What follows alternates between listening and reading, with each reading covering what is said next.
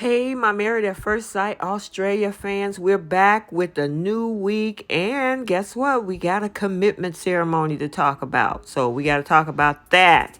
Also, we had Alessandra grilling Dan on the hot seat, and then finally one of our brides stormed out of the commitment ceremony.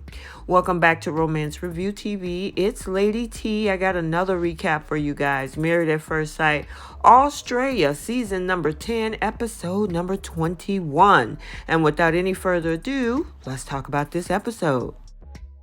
So, you remember that butt dial scandal? Yeah, that was the talk of the town this past week. And while that scandal has left two relationships pretty much in shambles, it had surprising results for some of our other couples, and leave it to the experts in this commitment ceremony to prepare to get into the nitty-gritty of it all and what's set to be a very explosive commitment ceremony. So our first couple we're going to talk about is Claire and Jesse, and I know I don't, but Mel especially doesn't recognize these two very happy individuals sitting on the couch. But upon closer inspection, she realizes that, of course, it's Claire and Jesse. And she was like, who are you two and what have you done with Jesse and Claire? Because remember that whole kissing scandal with Claire? Well, the question is, has Jesse forgiven her? Have you found yourself at a place where you're able to forgive Claire? Yeah.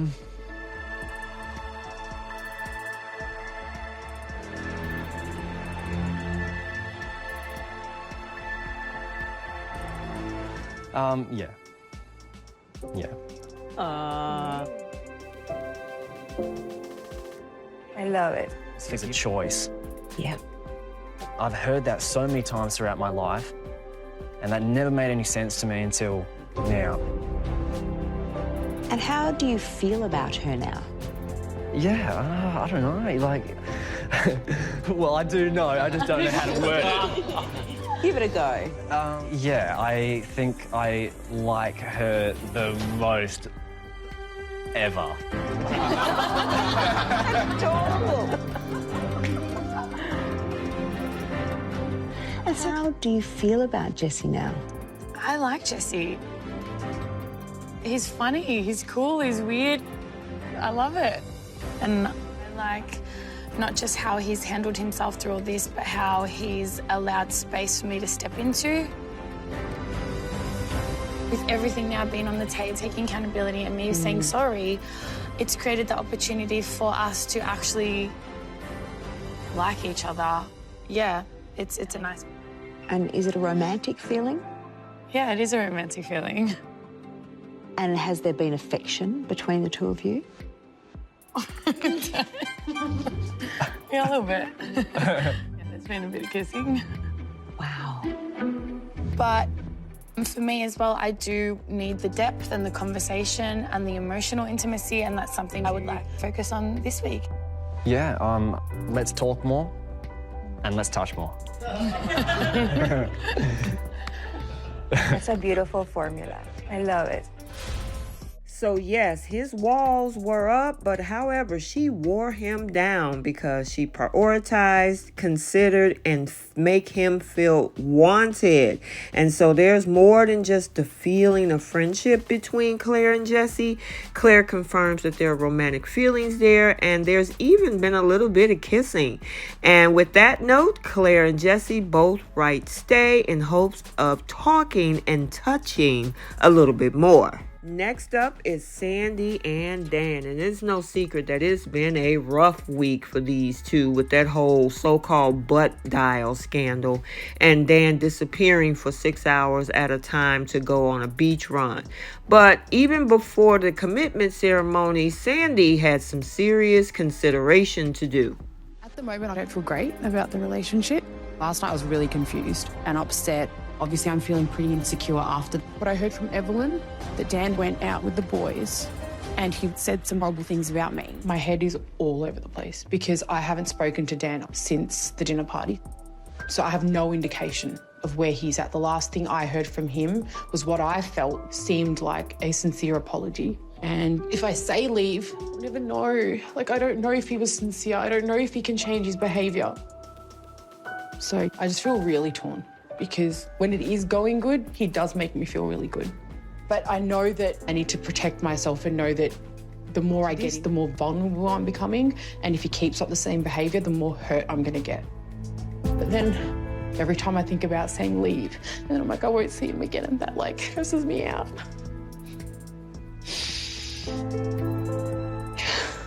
It's a mixture of like caring for someone but also feeling really hurt. I wonder I never had a relationship. Save myself from all this hassle. So now we're at the commitment ceremony, and Dan wants to start their time on the couch on a good note and apologizes to Sandy for showing the other groom's photos of his exes, saying that, it hurts my heart to know that you have a heavy heart as well, as he said to Sandy. However, no one in the room is buying the apology, especially not Evelyn, who rolls her eyes so hard they almost fall out of her head. And he continues to explain how his lifestyle and her lifestyle are so different. I wake up every morning, I'm at the beach before sunrise, and it's those times when I'm on my own, in those spiritual type moments, that I really want somebody to share that with. That has weighed very heavy on my heart because that is true love of mine. It's where I feel most at home. So my heart and my mind have been at conflict because that was one of the big things for me, was having somebody that could share that with me. And go to the ocean with your mates. Dan, a key ingredient to a healthy relationship is not the love of an ocean. Okay? It's not. Now, you may not be on the same page about water, but there are important ingredients to a healthy relationship. Things like values, and things like communication styles, and time together versus time apart, admiration, praise. Yeah, okay. So tell me, Dan, in getting to know Sandy, which of her interests did you dive into and try to explore and understand? Her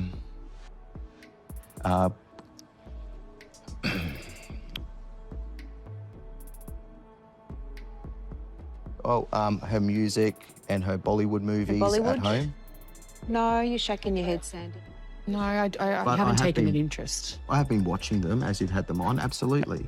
You put your noise-cancelling headphones in Only and you go sit on the bed. Only sometimes. It's like you want to more focus on the fact that you didn't get exactly what you wanted in the looks department. And I'm not just making that up because you've said to a few people what your ideal woman would look like. And then even when my sister goes, what is this thing about lifestyle? There's more important things like your values align, our 5-year plans matched up. I could have the same values as a 7-year-old woman. Doesn't mean I'm going to be matched with her, does it? I'm trying the things where we are similar. But at every point, especially this last week, I felt you've tried to test me almost like so that I just go, no, I'm done with this. You keep focusing on the indifferences and not focusing on the things where we are aligned. That's the issue. So Sandy is sick of Dan focusing on their differences instead of what they have in common. And when it comes to decision time, Sandy says this: as much as I care for Dan, I care for me more. I need to stand up for myself and respect myself, so I have to leave. And then we also see Dan says he writing to leave as well. He also said the ocean is calling him. He's ready to go home. So that's the end of Sandy and Dan. Next up is Evelyn and Rupert. Now, this couple found themselves at the center of that whole butt dial scandal, and Evelyn says it actually brought them closer. Now, the whole situation was pretty tense for Rupert, but, it's good to say Rupert had Evelyn's back in this whole thing, and their weekly relationship report reveals that there's been a lot of flirting, a lot of conversation, a lot of giggles, and making some jokes. And the two are very hopeful, and they're feeling hopeful for what's next in their relationship, so they both decided to write stay. So, remember last week that Bronte was not available because she had her stint with endometriosis? Well, she's back today alongside Harrison. So, we remember his whole emotional breakdown at that last commitment ceremony. And because of that, Bronte is touched that Harrison cares so much about her struggle with endometriosis. Now, Bronte is grateful for Harrison's support and says that it is very different to her past partners who've even gone so far as to say that Bronte would have been a bad mom. But Harrison thinks Bronte is going to make an amazing mom one day, and that pushed him to take the next step in the relationship, introducing Bronte to his son. And that's something that he's never done before, which he revealed to the group for the first time. And Bronte is just beaming after the Friends and Family Week. Her sister Kira can finally forget about their wedding drama and see how happy Bronte really is right now. Alessandra and everyone else is finding it all a little bit too hard to believe, because that's a huge 180 from only a couple weeks ago. But the two of them, they insist the feelings are real and genuine. And she even says she's falling for, he, I should say, is falling for Bronte. And there were parts of him that he felt were broken, and he felt like time with Bronte is putting those pieces back together. Harrison says that, if he was reading from something, but the two of them actually decided to write Stay. Next up is our two CEOs, Melinda and Layton. And Melinda says she's tired. It's been another week of ups and downs. And, Layton was saying how he think they're at the stage where they're trying to ascertain whether the issues that they have in their relationship is as a result of this experiment. However, John, he interrupts Layton and asks him to stop talking like he's in a boardroom. This here is trying to put a facade up. I'm telling everyone that it's fine. Own it. Harrison, there is some going on over there. What's the story? Mate, the guy I met at the Bucks party, you were full of life, really fun, full of energy. And mate, you just don't be. I'm looking at a different guy tonight. And I think every week we see the same story from you guys, and I just don't buy it. Just own it. Tell us what's... I think for me, it's a really challenging process. And Mel and I, we're very similar. We're very passionate, we're very headstrong, we're very stubborn. And I think there's parts of our relationship that don't work. There are parts... You're being diplomatic. Just tell me, what is going on? When we do get into an argument, we're both very stubborn.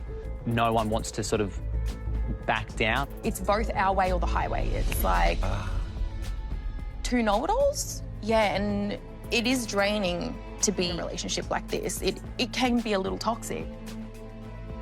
So you get gridlocked and your points score. I'm right, you're wrong. That will happen. That will maybe set you back for half a day or a day. Then we will build on the fact that we do have chemistry and physical connection. So this is not a facade. This is, absolutely not. When we're good, we are really good. Yeah. But it's like scary because I don't know after this if I'm going to be okay with not having that foundation in our relationship. We can't talk, we can't argue because that to me it's a dead end. Melinda, do you want this to move forward? Yeah, I do. I just can't figure it out.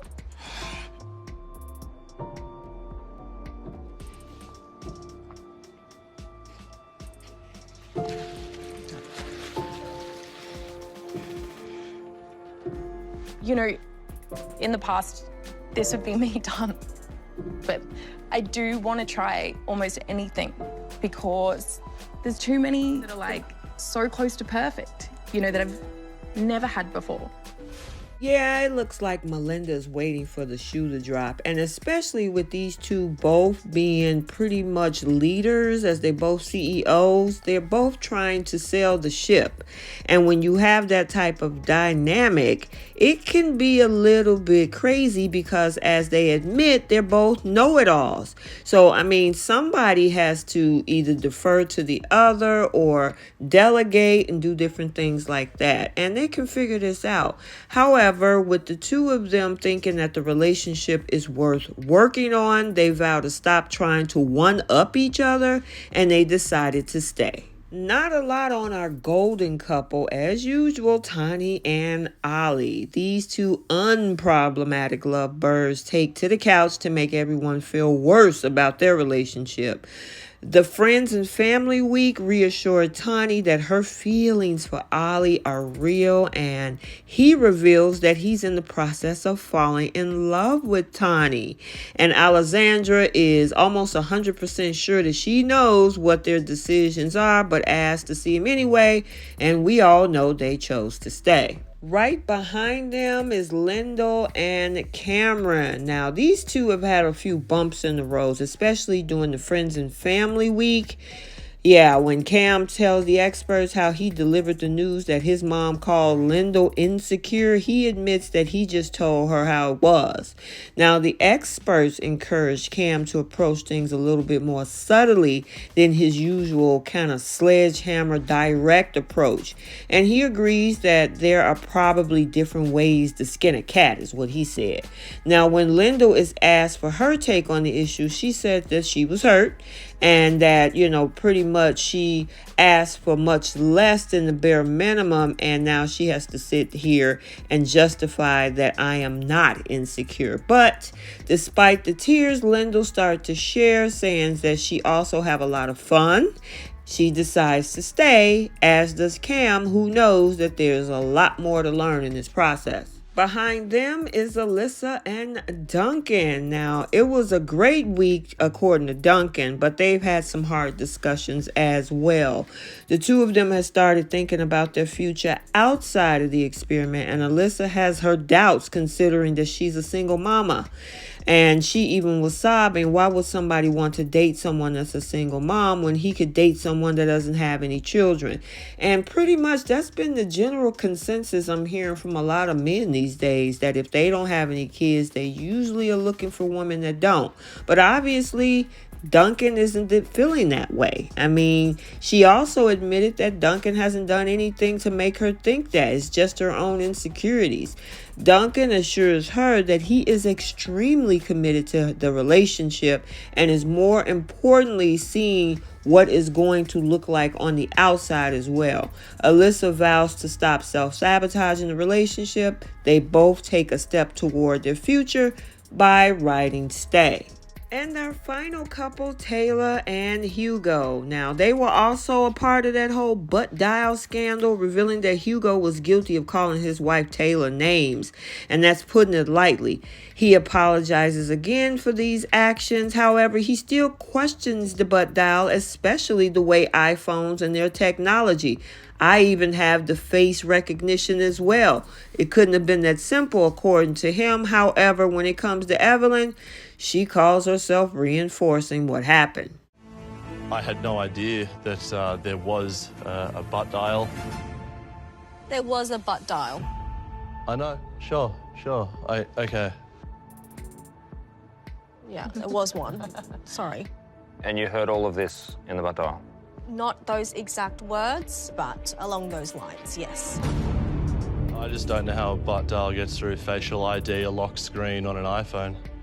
It kind of pisses me off that you keep, just own it. And obviously, the butt dial did happen.